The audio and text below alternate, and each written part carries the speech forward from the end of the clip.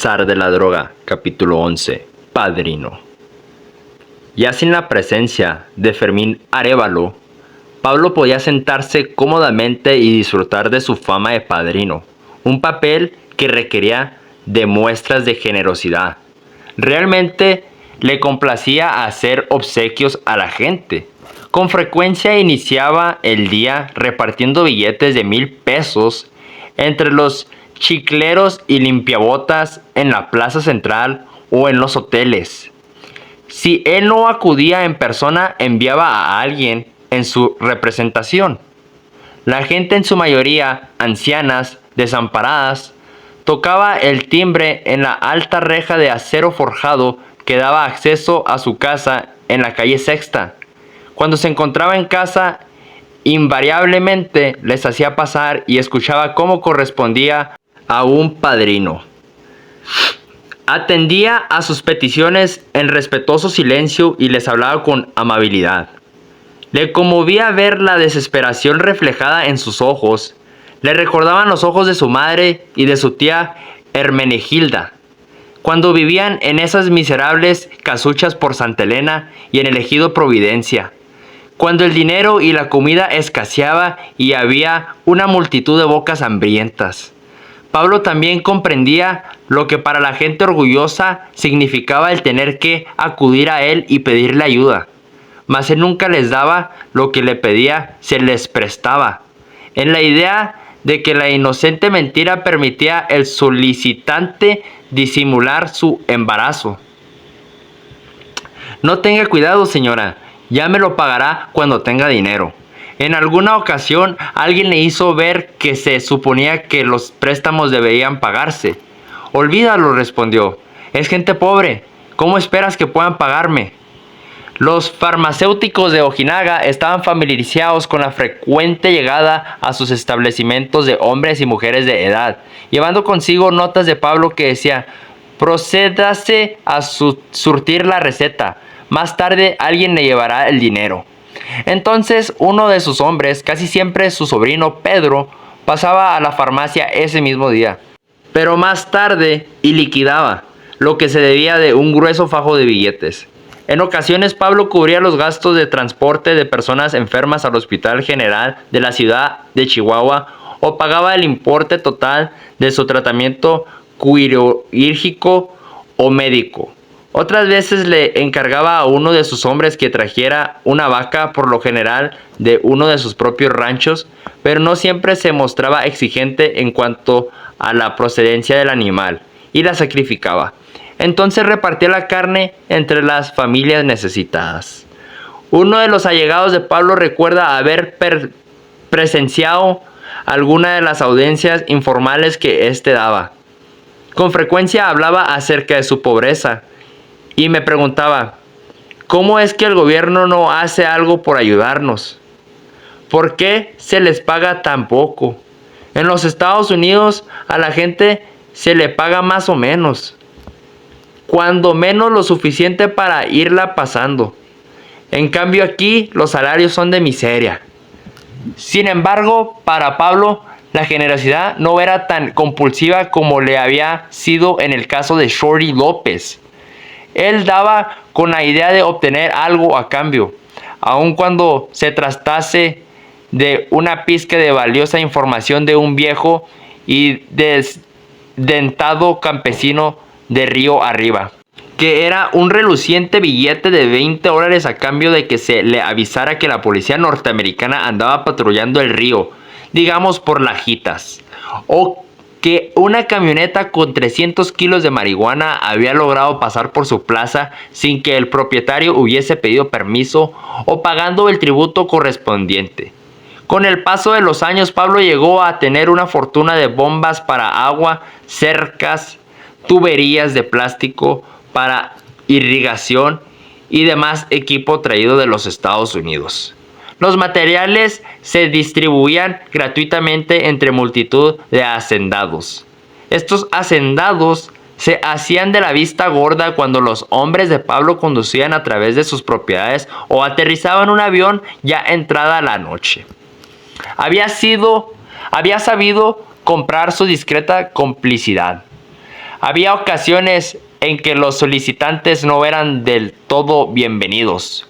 Un ex amigo de Pablo recuerda que un día se encontraba en compañía de este en el bar Los Álamos, situado frente a la casa tipo hacienda del comandante de la guarnición. Junto a la residencia del general había un edificio de departamentos para los oficiales de dicha guarnición, quienes solían frecuentar el bar. En esa ocasión, un teniente vestido de civil se dirigió a Pablo y sin darse por las ramas le pidió dinero. Estaba por tomar sus vacaciones y pensaba ir a visitar su familia en el estado de Michoacán. Pablo sacó algo de dinero de la bolsa de su camisa y le dio al oficial 100,000 pesos. Este se quedó viendo el dinero con un gesto de insatisfacción y le dijo: ¿no podrías darme más? Pablo volvió a sacar un fajo de dinero y le dio otros 100,000 pesos. Luego vio cómo el oficial se metía el dinero en el bolsillo y se marchó de allí. Pablo era el beneficiario de los arreglos con ciertos militares. De no contar con ellos, simplemente no habría forma de que hiciera lo que estaba haciendo. Ellos protegían sus cultivos y sus embarques. Mas esto no le impedía disgustarse por el comportamiento del teniente. Es una verdadera lástima que un hombre en tal puesto pueda degradarse de una manera tan vergonzosa, le comentó a su amigo. Todo el mundo acudía a Pablo para obtener dinero y él tenía que trabajar duro para conseguirlo. Era así como un sistema de impuestos. Mandó construir un puente sobre un arroyo en la carretera que conduce a El Mulato, un asilo de ancianos en el centro de Ojinaga y aulas adicionales en la Escuela Superior de Agricultura, cuyo mobiliario adquirió los uniformes e implementó para diversos equipos de fútbol y béisbol. Mandó pintar y reparar varias escuelas de Ojinaga. A los funcionarios del gobierno les hacía llegar automóviles y camionetas robadas de los Estados Unidos y que le llevaban a Ojinaga con el fin de intercambiarlos por droga. No era difícil registrarlos en México, fuesen robados o no, y consistían en regalos espléndidos. Muy pocas personas adultas conscientes en Ojinaga se dejaban engañar por la forma en que Pablo ejercía el control del pueblo.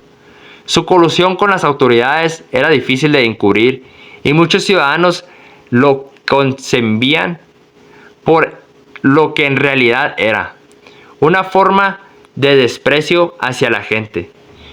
Cuando un nuevo comandante de guarnición llegaba al pueblo, enviaba soldados a que bloquearan la calle donde se ubicaba la casa de Pablo, en la calle Sexta, y no con el fin de arrestarlo a Pablo, sino para preparar el camino para una visita de cortesía por parte del nuevo general.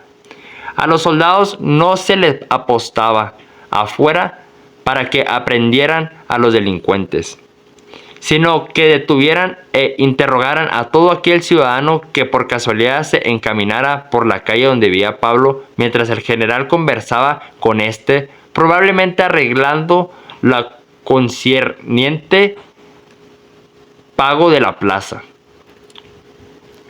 Los jóvenes eran quienes más fácilmente se dejaban llevar por la figura de Pablo. Para evaluar la influencia que ejercía entre ellos, no había más que abordar a cualquiera en la calle. Aproximadamente un año después de que todo terminara, comentaba lo siguiente un joven trabajador de caminos y carreteras, una calurosa tarde en Ojinaga.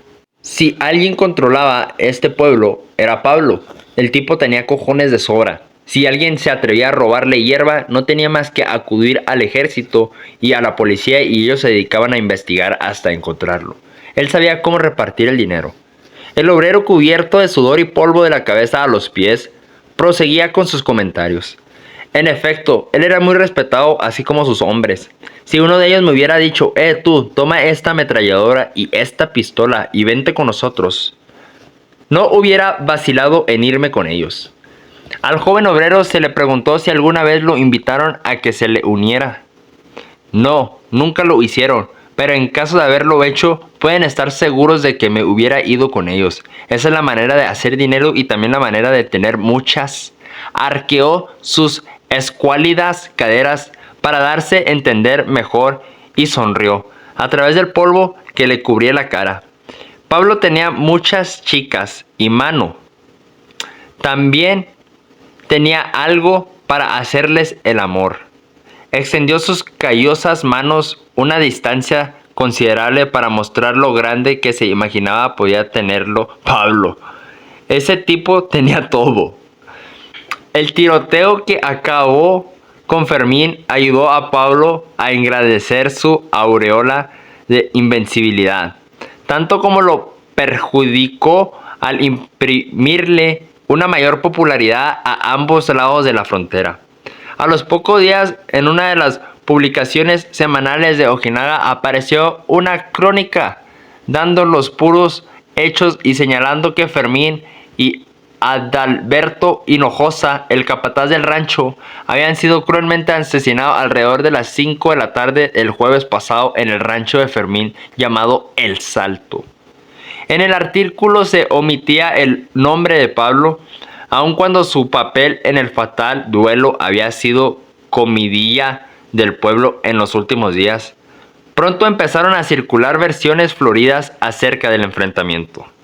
En una de ellas se afirmaba que Pablo le había cortado a Fermín el pene y los testículos y se había dirigido al rancho para presentárselo a la vida haciéndole la siguiente pregunta: ¿qué parte de Fermín prefieres? Otra versión describía a Pablo llenándole el abdomen de Fermín con piedras y luego arrastrando el cuerpo detrás de la balaseada Bronco hasta que Fermín no quedó más que un desgarrado torso. El doctor Artemio Gallegos, cuyo consultorio había sido el escenario de la balacera que puso fin a la carrera de Manuel Carrasco en Ojinaga, realizó la autopsia en la funeraria. En total contó 14 orificios de bala y cosió la extensa incisión abdominal en que Zacarías le había ocasionado. El doctor certificó que el cadáver del narcotraficante no faltaba ni los genitales ni ninguna de las extremidades. Lo exagerado de las versiones contribuyó a que Pablo parecía imponente, invencible y feroz. Una advertencia para los que aspiraban a disputarle la plaza en Ojinaga. Solamente Pablo y sus 4 acompañantes en El Salto sabían lo cerca que ese día habían estado de ser los perdedores. Pablo acrecentó su imagen de invencibilidad con un gesto de gran habilidad. Mandó remolcar la balaseada y rojinega Bronco hasta Ojinaga y la mandó colocar cerca de la autopista principal, escasamente a una cuadra de la casa de la calle Sexta. El vehículo permaneció estacionado allí durante años como una advertencia para todo aquel que se atreviera a desafiarlo. La popularidad también tenía sus desventajas. Para los norteamericanos se habían convertido en uno de los narcotraficantes más conocidos del norte de Chihuahua. La notoriedad de Pablo ayudó a otros narcotraficantes a mantenerse en el anonimato y a afianzarse en el negocio de las drogas. Los capos de las drogas en el interior de la República les decían a sus distribuidores que en caso de que los agarraran, declararan que la carga pertenecía a Pablo. Fuera o no verdad, una gran parte de la droga confiscada en la parte oeste de Texas se consideraba propiedad de Pablo. Era uno de los precios de la fama que debía pagar un zar de la droga. Otro precio que Pablo tenía que pagar era cargar con la responsabilidad por actos violentos a los cuales él no había participado. Tal y como sucedía con los cargamentos de narcóticos, cualquier balacera se le atribuía automáticamente a Pablo. Y con los asesinatos y las mutilaciones que parecía proliferar por doquier, Pablo empezaba a verse en realidad como un ser de lo más sanguinario. Para las autoridades norteamericanas el problema que la violencia empezaba a extenderse hacia Presidio y las tierras fronterizas de Texas, tanto al este como el oeste. Justo 2 meses antes de la muerte de Fermín, 2 hombres se balacearon a muerte en el centro de Presidio en lo que se supuso fue una discusión vinculada con el tráfico de droga. Transitaban por la calle principal a bordo de una pickup con un tercer ocupante sentado entre ellos cuando de pronto empezaron a dispararse entre sí pistolas semiautomáticas. El vehículo se fue a estrellar contra la pared de una gasolinera cuando los curiosos abrieron la portezuela del lado del conductor. El hombre que iba al volante cayó al suelo muerto. Lo mismo ocurrió cuando abrieron la portezuela del otro lado. El pasajero cayó muerto al suelo. El hombre que iba en medio se encontraba en estado de shock. Cruzándole todo el pecho tenía rozaduras de bala del tiroteo que se había escenificado entre sus 2 amigos. Más tarde se supo que los finados habían empezado a beber en la casa de Pablo, de lo que se concluía que el tiroteo tenía que ver con la droga y que Pablo estaba detrás de ello. Varios meses después de la muerte de Fermín, en septiembre de 1983, alguien se aproximó a una pickup que iba por la carretera camino a Redford y abrió fuego contra unos chicos que iban en la puerta trasera. Resultó muerto un niño de 12 años. Las autoridades de Texas no pudieron obtener una pista acerca del asesino, pero se corrió la voz de que había sido obra de Pablo Acosta. Justo como los otros tiroteos, los oficiales de la policía norteamericana estaban siendo objeto de atentados con mucho mayor frecuencia que antes. Un año antes de la muerte de Fermín, alguien procedente de El Mulato, un poblado río abajo situado al otro lado de Redford, disparó contra un patrullero de la frontera hiriéndolo gravemente. Poco después del incidente, un grupo de oficiales tejanos de narcóticos que esperaban sorprender a algunos narcotraficantes cerca de Redford fueron rociados por una descarga de ametralladora desde el otro lado del río Bravo. Por estos y otros hechos, las autoridades de los condados de Presidio y de Brewster empezaron a temer que solo fuera cuestión de tiempo para que sus jurisdicciones se convirtieran en incontrolables campos de batalla.